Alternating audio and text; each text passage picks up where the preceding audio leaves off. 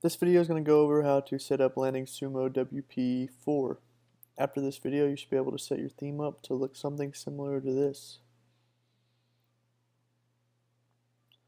So let's get started. Once you upload the theme to WordPress, we need to go ahead and activate it. Once it's activated, you'll get this notice that you need to install the Redux framework. You can click this link to install it.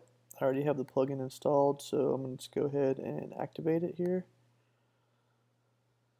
So once that plugin is activated, the first thing we need to do is go into Pages, Add New, and then we need to create a home page. So we'll just call it Home.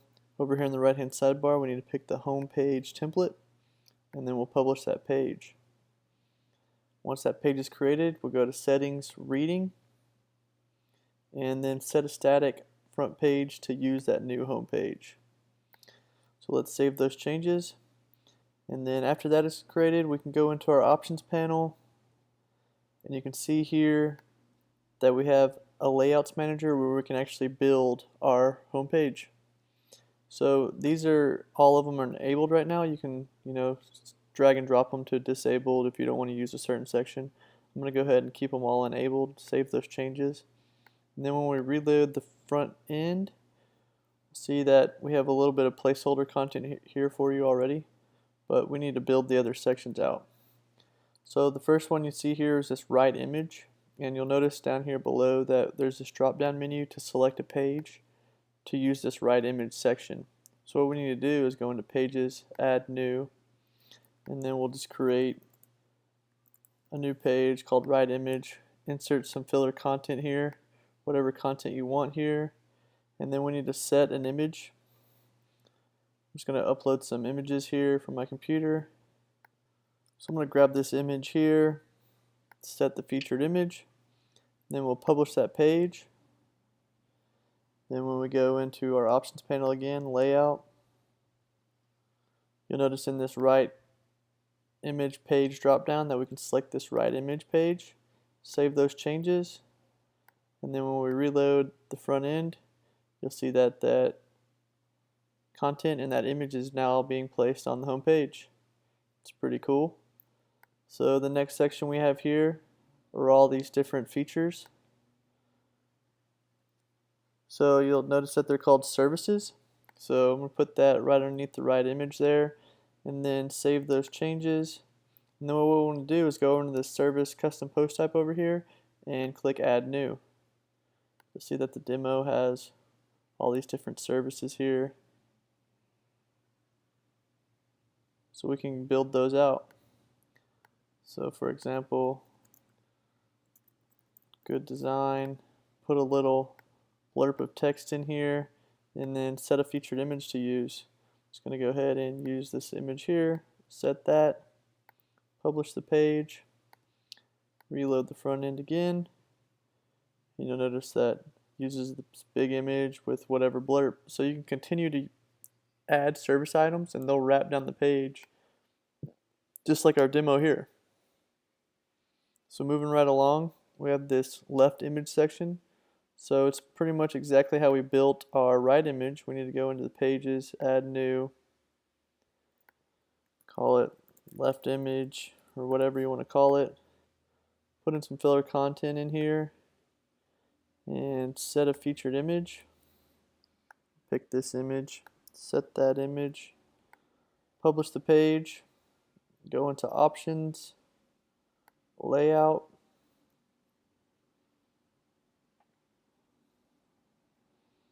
and then select that new page. It'll be the left image page. Save those changes, reload.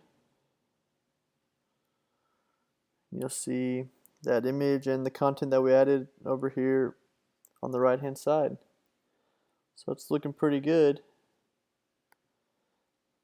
The next section we have here is our testimonials, and that's similar to the services and how we added those. See that the testimonials module is enabled. So we'll just go over here to this testimonials custom post type, click Add New, give it a name, give it a little filler content or whatever the testimonial it is, add an image, and then publish. Reload the front end of the site. You'll see here that the image is being placed in here in the testimonials, and this is actually a carousel, so when you add more testimonials it'll automatically cycle through each one of them. And this title right here can be changed in our options panel. If we go to options, layout,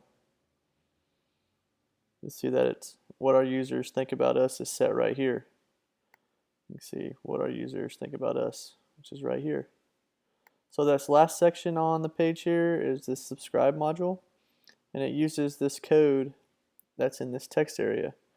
So you can use whatever subscribe service you use and just edit this form field to include your custom variables that they provide you and set that form up to capture emails for you.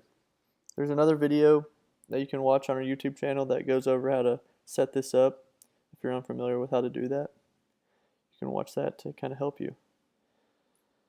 So another section we have here is this layout, and you'll notice that if you scroll down to the bottom, it's called footer in this section.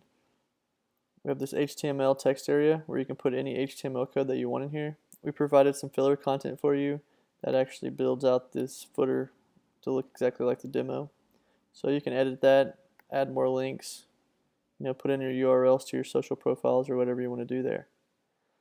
So the last section we have in our theme options panel is this custom CSS. Here you can add styles to customize the front end of your site, change the link height, change the link color, change whatever you want. If you end up adding a lot of different styles here, I do recommend just creating a child theme so you don't have to manage all your styles within this little text editor. But that video goes over how to set up LandingSumoWP4. If you have any questions, please feel free to reach out.